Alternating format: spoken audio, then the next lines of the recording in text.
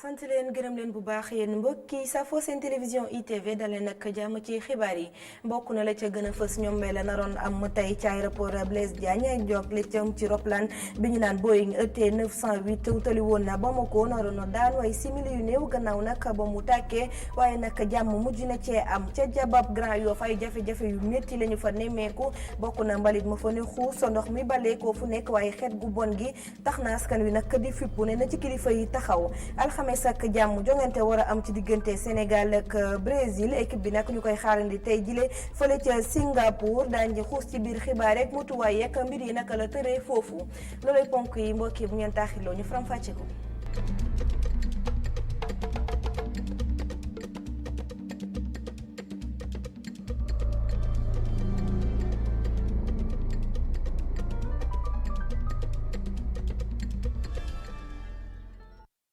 asalaamaaleykum mbokki xibaar yi dañu koy dooree ci aéroport Blaise Diagne ak la fa naroon a xew ci suba ñeer roplaan bi ñu dippee Boeing ET 908 bokk ci compagnie airline bu Éthiopie boobule roplaan nag tuutee des mu daal di daanu ay simili yu néew nag gannaaw ba nga xamante ne tàkk na waroon a utali ca Bamako nekk ca réewu Mali waaye nag jàmm mujj na cee am Cheikh Sall dellusiwaat ci xew-xew bi. réacteur ndeyjooru Boeing 767-300 bu compagnie Ethiopian Airlines moo explosé ba mu doon naaw foofu sa aéroport international Blaise Diagne indi njàqare ak tiitaangi gu bëree bëri foofu sa aéroport ba di loo xamante ni bii seetlu nañu ko ci kanamu ñëpp. vol bii di ET 908 dafa jóge ci aéroport international Blaise Diagne jëmoon ci Addis Abeba daal di escale ci Bamako réew Mali. ñi nga xam ne ñoo fekk mbir mi nag di témoins yi li ñuy wax leer na avion bi mënul woon a naaw ginnaaw explosion boobu nga xamante ni bii am na ca. di explosion boo xamante ne bii ñoo ko doon dawal di pilote ya jim nañ ko maîtriser ba wàccewaat bi la avion ci suuf bi ñu wàccee ci suuf nag ñi nga xam ne ñoo di sapeur pompier yi fekk si nañu ñi nga xamante ne bi ñoo di équipage bi dem leen a wàllu waaye ñi nga xam ne ñoo ko fekk ñëpp nee nañu yoruñu woon matériel bu doy ngir mën a wàññi dégâts yi nga xam ne ñoo fa am ci avion bi nga xamante ne bi amoon lu toll ci juróom-ñaar fukk ak juróomi doomi aadama yoo xam ne ñoo nekkoon ci biir muy mel ni jéela joo xamante ni bi nag lañ koy nemmeeku ci biir avion bëri na lool buñ sukkandikoo ci yenn témoignage yi nga xamante ni bi amal nañ ko ci internet bi ku ci mel ni Cheikh Fall mi dund naa lu ni mel ak Fly Ethiopian daanaka appareil bii la woon ki nga xam ne moo doon pilote ba dafa mujj wëlbatiku daal di wàcc foofu ci Addis Abeba ñaari waxtu ginnaaw ba la doog di naawaat jafe-jafe bi li muy am bëri na lool te loolu lu ñu nemmeeku la faaw ñu joyanti ko jël ci ay mesures juróom-ñaar fukk ak juróomi doomi aadama yi nekkoon ci biir avion ñu ci ëpp ay doomi bitim réew lañ ñu ñuy wax ay étranger ñoom ñoo ci ëppoon loola waral ñoom ñëpp daal di fanaani sa hôtel bi nga xam ne moo di Radisson bu Diamniadio ñi nga xam te ne bi ñoo ci ay sénégalais ñoom la leen gënal moo di ñibbi seeni kër dallu fa ba gis lu gën a leer ci mille mbir. ñu wutali ca Jabab Grand Yoff ak jafe-jafe yi nga xamante ne askan wa dëkkee ca gox boobee ñu ngi koy janool bokk na ci ca boobule jaba mbalit mën ne xuus xeet gu bon waaye ndox mi ballee fu nekk ñoom nag ñu ne amuñu ci pexe ndax jéem nañu ba sonn ña ngay sàkku ci kilifa yi nag ñu xool naka la ñuy saafara yooyu la jafe-jafe ndax ñoom fu mu toll ni dañoo sës rek Tidiane Cissé Souleymane Diallo.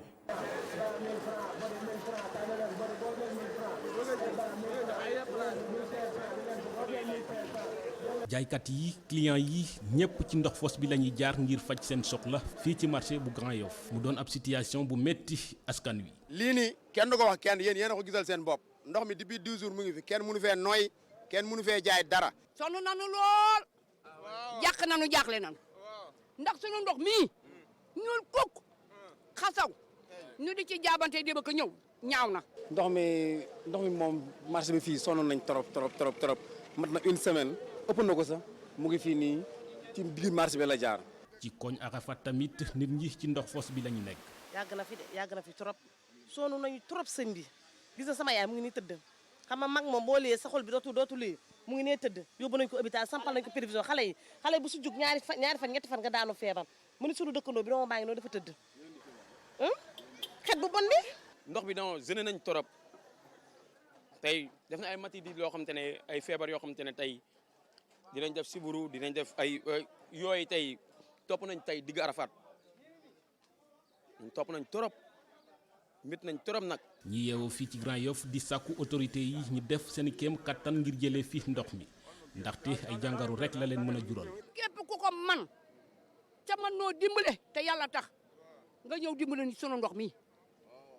ñu wooye ONAS fa ndox may génne ñu fott ko ñu am jàmm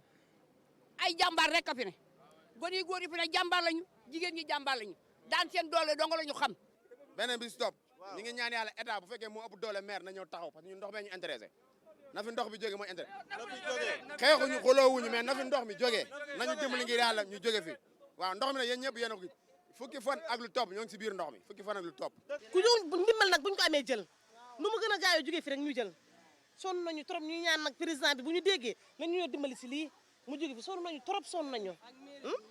autorité yi deful dara ngir jëlee fi ndox mi jaaykat yi li ñu jàpp moom moo di arrêté fay li nga xamante ne moom mooy juuti bi waaye ci mairie bu Grand Yoff ginnaaw maire bi nekku fi kenn nangul tontu ci suñuy laaj.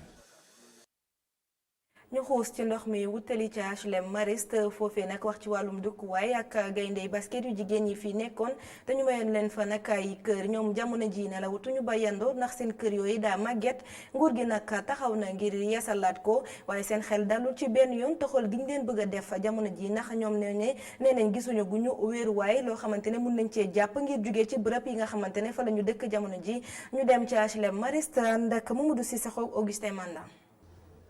ñi fi nekkoon équipe nationale basketball bu jigéen yi ñu ngi ci njaxare li ko waral mooy dañ leen nar a génne ci seen kër yi. kon def naa bu war a toog génn amee war na ñoo woo ñu toog wax ak ñoom nu mu gën a rafetee ñu déggoo ci ay kàddu ku nekk rek xam li nga war a def mais du ñu ñëw à la grande surprise ana ñu ay arrêté te tey jii immeuble bu amee problème su ñoom la du su ñun. parce que ñoom ñoo fi tabax loo xam ne que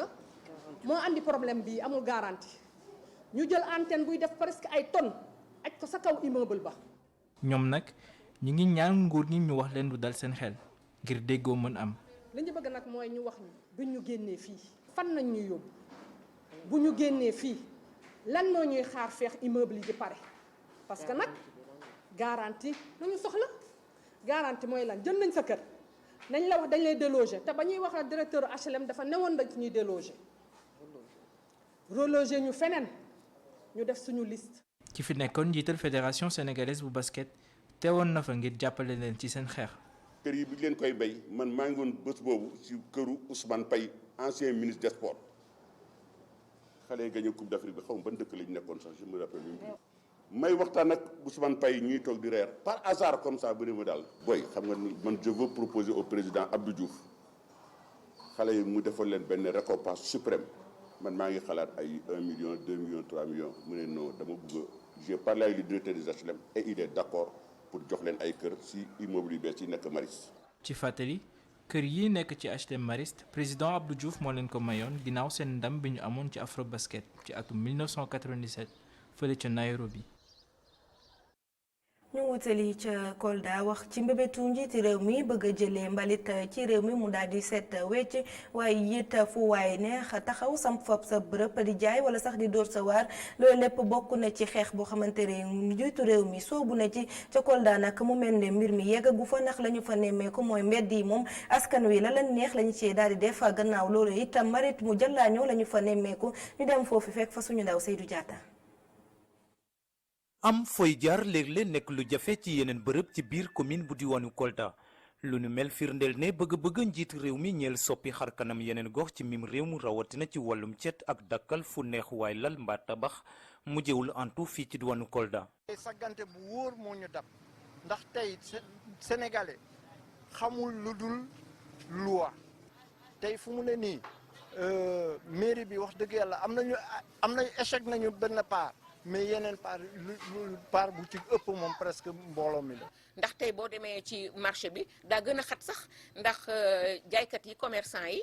ñi nga xam ne dañoo teggi woon seen table yi ak seen cantine yi dellusiwaat nañu tegaat seen i cantine borom table yi ñëwaat nañu seen place ñii lal ci suuf tamit ñëwaat nañu boo buggee romb doo mën a romb boo amee vélo doo am foo jaar boo amee oto doo am foo jaar. occupation anarchique bi dafa ëpp da ngay génnee fii léegi nit 10 minutes après boo demee mu ñëw toogaat foofu lalaat foofu. je pense que nguur gi dafa war a seetaat suivi bi. moo ne de yaakaar amoon na ci ëllëg mu woote njiitum réew mi ñeelu wàllu woowee waaye setul gi mooy la won fa woon ci gox yu mel ni fii ci diwaanu Kolda.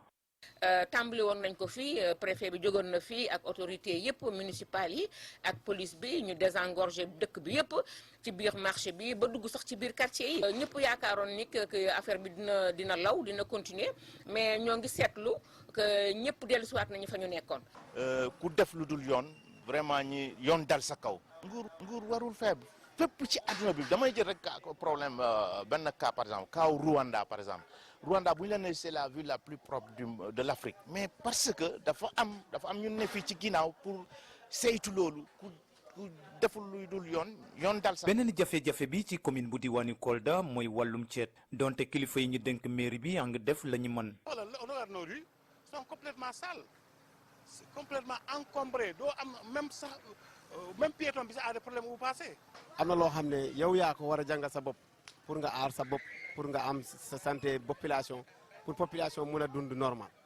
waaw ka def nañ jéego parce que boo xoolee commerçant yi gën a bëri yu nekk ci biir centre marché ci marché central bi gars yi dañ leen jox ay bacs à ordures xam nga ñi nga xamante ne que population bi la xam nga bu ñu jëlul lu nguur gi teg en place mun leen jàppale gunge leen ci loolu yaakaar naa ne affaire bi toujours dafay des pour mu mun a dox. daanaka ñëpp nangu nañu ne ngir dakkal lu nu mel rawatina jëf juy gàllankoor bëgg-bëgg nguur gi faw yoon ak yoonal def liggéeyam te bàyyi masala gu ëpp gi. waaye mu mel ni loolee xaw naa ñàkk ci pas-pas kilifa yi ñu dénk mairie diwaan bi. dellusiwaat ci Ndakaar waat du jëmale waat ci coow li fi xewoon ci kër gi di IPRES gannaaw nag ba ndogal génne di décret bàyyi ko ci njiitu réew mi daal di tabb njiit bu bees foofee ci IPRES ka ca ànd nag di Jean Paul Dias ci fàttali ay jamono moom jiite woon na kërub liggéeyukaay boobee moom sax nee na bu sañoon ndogal boobee day daal di wéyandi njiitu réew mi képp moo war a tabb kilifay IPRES mi ngi biral nag ne état bi moom amul benn yoon lu muy dogal ak lu muy ñàkk dogal ci këru liggéeyukaay boobee di IPRES. reportage Abdourahmane Li Sidinia. bile situation nga xamante ni moo xew ca IPRES doon na mbir bi nga xamante ni moom la ñuy waxtaanee fépp ci mbedd Ndakaaru yi benn décret bu njiitu réew mi amal ngir tabb njiit gu bees ci IPRES mu doon mbir bi nga xamante ne ñu bëri ñaawlu nañu ko ak nu mu mënti demee boobule décision am na ñu ci ànd ñu ci mel ni ki fi nekkoon njiitu boobee institution même bu fekkee ni nangu na ni boobule façon tabb jaarul ci yoon. ànd na ak décret président de la république bi nommé directeur général du presse te yaakaar naa ne ci at yi di ñëw loolu la ñu war a def dañu war a changer texte yi pour que état di nommer directeur général du presse mais dañuy nommer ay sous-préfet en conseil des ministres quand même donc war nañu mun a nommer un directeur général de la presse en conseil des ministres. ay centrale syndicale jug nañu nag di ñaawlu boobule dogal. ñu ngi woo sax njiitu réew mi ngir mu teg ko ci suuf wante ngir Jean Paul Dias wax ji du foofu. xaalis gi la waxtu bu may wax ak yow nii IPRES ci banque yi war na am à peu près 100 milliards de francs CFA yoo xam ne moo ko moom waaw mais foofu bu fa 300 millions réeree mun nga indi auditeur bu gën a muus Sénégal bu gën a xam comptabilité Sénégal mais wóoruma ne mu trouvé ko. ngir ki fi nekkoon inspecteur du travail ak sécurité sociale dañu war a auditer IPRES mile. il faut ñuy contrôler IPRES. Cour des comptes war na mën a dem IPRES mais loolu man fàttaliwuma fuñ ko defee donc IPRES dañ ko war a contrôler léegi li xew nii war na tax ñu commencer contrôler IPRES léegi pour démarrage bu bees. yeneen i laaj ngi jógee fu ne jëm ci amu waa IPRES rawatina ci wàllum suuf. mais foncier bi IPRES dafa raté occasion wu am foncier bu bare am na foncier naam mais munoon na am plus assurance yi nga gis fii ci dëkk bi dañuy am ay terrain dañuy am ay immeuble même bitim réew mais fii IPRES defu ko ci lu doy ci suma gis-gis. gannaaw doxalin bi nga xamante ne ñenn ñi dañu ko yàgg ñaawlu ki fi nekkoon njiitu IPRES di Mamadou Sy Mbengue coow li gën na yokkati ak kii di Amadou Lamine Dieng mi ñu nommé ci ab décret. si yooyee coow sax la kii di PCA bi woote ci ab réunion ngir jéem a rëcc ci yooyee jafe-jafe. Abdourahmane Li ñu wax ci wàllum yoon ci jamono joojee ña nga xamante ne nag ñooy layool Ousmane Sonko waroon daje koy taskatu xibaar yi mbir yi nag mujj la antu ndax ñoom ñooñee nee nañ ca la ñu tënku dañ leen a woo ca téléphone ne leen nag boobooy ndaje taskatu xibaar yi bu mu antu moo tax mujjee ñu ko amal ci fàttali nag ci fan yi ñu nekk coowal 94 milliards yi moo lëmbee réew mi ñu daal di ci déglu maître Ousseynou Fall dina ci micro Pape Ibrahima Ndiaye. suñu aajo mooy suñu défense bi kenn du ko faiblir kenn du ko yàq ah donc loolu moo tax fu mu nekk nii mënuñu leen jox motif te mënuñu aussi continuer ci conférence de presse bi léegi dañuy confirmer ni yàlla may wër-gu-yaram jàmm fan yi bu ñëw bu soobee yàlla yàlla may ñu fekk ko tal ko dinañ fi dajewaat. fukk ak juróomeelu promotion bu police tey jilee daal di nañu génn gannaaw nag ba ñu amalee ab waat ñoom ñooñu nag ci xayma ñu ngi toll ci junni ak ñeenti téeméer ak juróom-ñeenti fukk ak ñaar ci ay policiers yu bees yoo xamante ne tàggat nañ leen ba noppi ñoom ñooñu nag kilifa yi gannaaw ba ñu amalee xew-xew bi soñu nañ leen waaye it wax leen bu baax li nga xamante ne moo leen di xaar ci waar wi Cheikh Hassana Fall. ceeb ambiance bu dal la ñu tàmbalee cérémonie bi xam ne la ñu waroon tabbal 1492 élèves yi bokk ci 45e promo bu école de police seeni épaulette ay élèves commissaires ay officiers sous-officiers ak i agents yoo xam ne léegi moom teg nañu seen ndodd ab mission boo xam ne li muy laaj bëri na loolu. votre serment. waat gi ngeen waat dafay biral engagement maanaam dogu gi ngeen xam ne moom ngeen am. de servir votre nation. ji dogu goo xam ne nag mën naa yegg ba ngeen def sacrifice bi gën a kawe. jusqu'au sacrifice suprême. c'est sacrifice yi gàlloo seen liggéey da ngeen koo war a doxal woo xamante ni bii du am xaar ma yàlla ak kenn. war nañ koo rafetal ci jëflante gi ngeen ñu jëflanteeg mbooleem koo xamante ni bii suñu borom doglan la ngeen jëflanteeg moom. jëwriñ gu ñu dénk lépp lu jëm ci biir réew mi sax moom mi fekke woon mbir mi xamal na policier yile nation bi am na lu bari lu muy xaar ci ñoom tey xamle tamit ne am na recrutement yu yees yu war a ñëwaat. La sécurité est le gage du développement durable. Kaaraange dafa doon lu am solo ngir yokkute ak jubluwaayu développement doon na loo xamante ni bii it njiitu réew mi président de la république jox na ko gëdd gu mag a mag. moo waral ni nga xam ne noonu la ñuy recruter ak wut ñi nga xam ne ñooy sàmm kaaraange gi dinañ ko gën a yokk lool. Massif de fonctionnaires de police seront poursuivis dans les années à venir. ba gën a dëppoog ni nga xam ne noonu lañ ko tàmmoo ci àdduna wërngal kàpp ngir mën a yegg ci kaaraange gi ñu soxla dëgg. Ratio force de sécurité intérieure population. ginnaaw bañ leen tabalee épaulette yile seen prestation de serment ak tamit défilé bi ñu def 1492 élèves yile ñoom wane nañu seen mbégte tey xaar ñu gaaw leen dugal ci biir service yi ngir ñu mën jëriñ sénégalais yépp.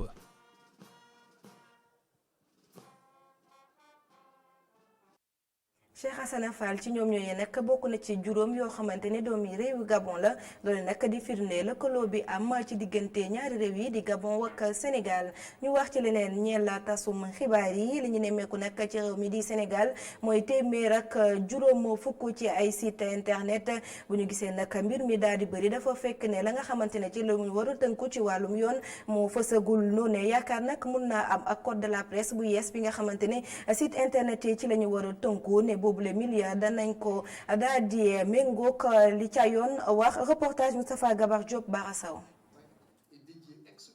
si janoowam ak taskatu xibaar yi ministre bi yor wàllu communication àdduna si code de la presse bu yees bi jubluwaay bi mooy waxtaan ak ñi mbir bi soxal ngir xool nu ñuy doxalee yile texte. la liberté mais comme on dit. liberté saa suñ koy wax dafay ànd ak responsabilité. yéen ñi nga xam ne yéenay acteurs yi di yëngu dëgg ci mbir mi yaakaar naa faaw ñu joxanteeg loxo ak nguur gi te nguur gi pàcc bi nga xam ne li mu ci war a def yépp muy teg ay gànguwaay yoo xam ne dinañu mën a assainir milieu bi dina ko def ba mu mucc ayib. secteur et promouvoir son développement. et dañuy ñaan yàlla vraiment que président de la république mu signé décret yi nga xam te ne moo war a mën a tax ñu appliquer code bi di ñaan yàlla waa assemblée li nga xam te ne moo des ci loi pour ñu mën a appliquer code bi ñu dem ñu voté ko. di ñaan yàlla ministre bi li nga xam ne ci moom la dépendre moom it rapidement mu signé ko ba code bi ñu mën ko jëmmal et bu tant que defuñu ko suñu métier bi du mën a maanaam am respectabilité bi mu war a am. si biir ndaje bi wane nañ fa carte nationale de la presse bi ñu bëgg defar ngir sellal liggéeyu taskatu xibaar yi rawatina li ñu tuddee presse en ligne. mooy li ñuy wax observatoire de la qualité pour la presse en ligne. te code bi prévoir que en son article 100 en fait en son dernier alinéa de l'article 177 et donc observatoire boobu mooy tax maanaam ñu mën a labelliser les contenus de la presse en ligne képp kuy dugg ci site booy séntu da ngay xool label ba xam na label boo amee label kat nga mën a am confiance citoyens yi muy ñëpp mën a dugg ci site yi xool information te duñ ci am benn lënt-lënt duñ ci am benn jiixi jaaxa.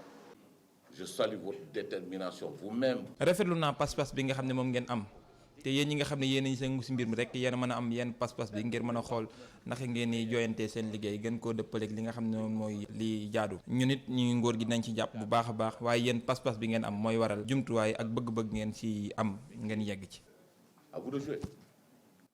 taxawal nañu ab kuréel goo xam ne ñoom ñooy joxe yooyu la carte de presse dinañu xool ci ban anam nañ koy tëralee. site yu bëri yu dëppoowul ak ni code de la presse bi di doxee suñu moytuwul dinañ lañ tëj.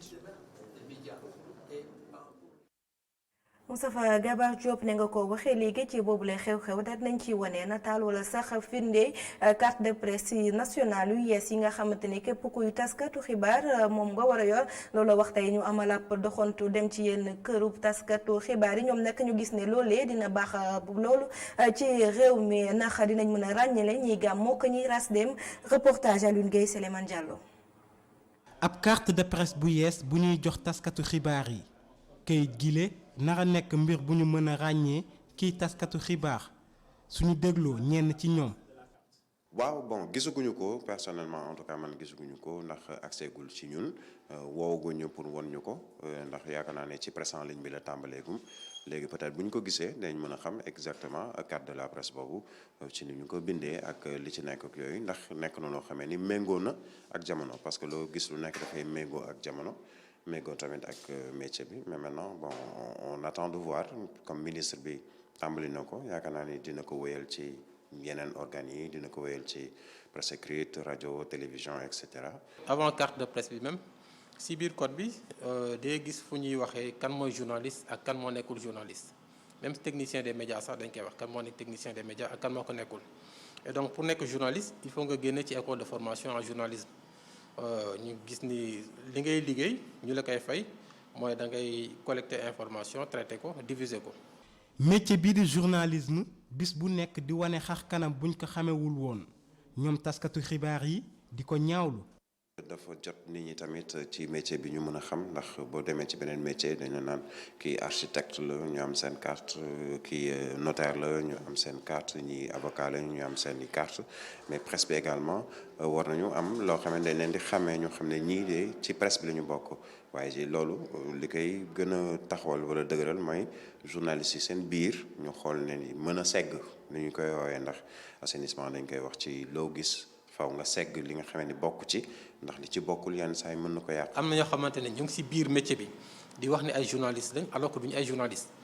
presse bi tey Sénégal su deram yàqoo wala nit ñu bëri gëmatuñ ko wala sax seen information yu joxe duñ ci bàyyi xel wala duñ yaakaar ni li dëgg la c'est parce que dafa am ñoo xam ne dañ ci nekk di jaxase di wut xaalis du journalisme soxalu leen lu leen yitteel mooy naka dañ mën a amee xaalis ak nuñ ko mën a amee baax na. code de la presse bu yees ndaw pencum réew mi daal di ko woote ci atum 2017 waaye boobu ba tey dafa mel ni dañ koo fàtte. waaw loolu moom xam nga journalistes yi ak ñu si nekkoon ñëpp doon liggéey pour que code de la presse bi am ñoom ñëpp def nañ li leen war assemblée aussi tamit def na li ko war ba 2017 lañ ko adopté à l'assemblée